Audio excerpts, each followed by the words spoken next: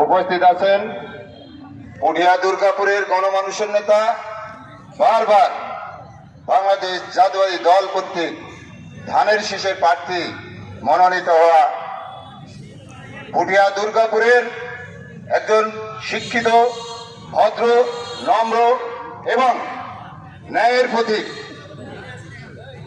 সততায় যার কোনো ঝুড়ি নাই, অধ্যাপক নজরুল ইসলাম মন্ডল সহ সকল সম্মানিত নেতৃবৃন্দ এবং আমার সামনে উপস্থিত সহযোদ্ধা ভাইয়েরা, সবার প্রতি আমার সংগ্রামী শুভেচ্ছা ও সালাম।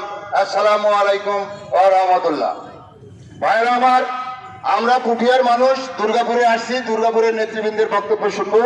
আমি শুধু একটি কথা বলবো ভাইয়েরা আমার, যে বাংলাদেশ জাতীয়তাবাদী দল, এই দলের প্রতিষ্ঠাতা শহীদ প্রেসিডেন্ট জিয়াউর রহমান, তার ইতিহাস বাংলাদেশের ইতিহাস, বাংলাদেশের ইতিহাস শহীদ জিয়াউর রহমানের ইতিহাস।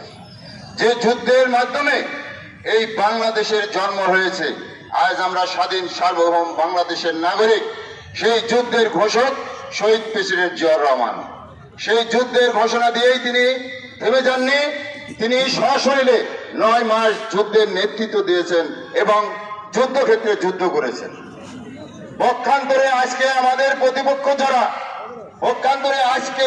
প্রতিপক্ষ যারা বাংলাদেশ জামাতে ইসলাম ধর্মের নামে রাজনীতি করছে, তাদের সম্বন্ধে আপনাদের জানতে হবে, মা বোনদের কাছে এই সংবাদটা আমাদের পৌঁছাতে হবে। তারা 71-এ কি করেছে? তারা 71-এ এই দেশ যাতে স্বাধীনতা অর্জন করতে না পারে, সেই কারণের জন্য তারা রাজাকার, আল বদর, আল শামস নামে বিভিন্ন পাকিস্তানি বাহিনীকে পথ দেখিয়ে আমাদের মুক্তিযোদ্ধাদের হত্যা করেছে, আমাদের গ্রামে গঞ্জে বাড়ি ঘরে অগ্নিসংযোগ করেছে, আমাদের মা বোনদের ইজ্জত হনন করেছে। সেই জামাত আজকে ধর্মের ছদ্মবেশে তারা কিন্তু জান্নাতের টিকিট বিক্রি করছে। এই সংবাদটা আমাদের প্রতিটি মা বোনের কাছে পৌঁছাতে হবে। যদি আমরা এটা পৌঁছাতে না পারি, তাহলে কিন্তু আমরা এই নির্বাচনকে খুবই হালকা ভাবে নেওয়ার কোনো সুযোগ নাই। আজকেও তারেক রহমান, আপনাদের প্রিয় নেতা, আজকেও বক্তব্য দিয়েছেন। তিনি দেশের মানুষের উদ্দেশ্যে, আপনাদের উদ্দেশ্যে তিনি কি বলেছেন, তার কথাগুলি ফলো করতে হবে। 5ই আগস্টের পরিবর্তনের পরে তারেক রহমান যে সমস্ত সতর্ক বার্তা আমাদের জন্য দিয়েছেন, তার প্রতিটি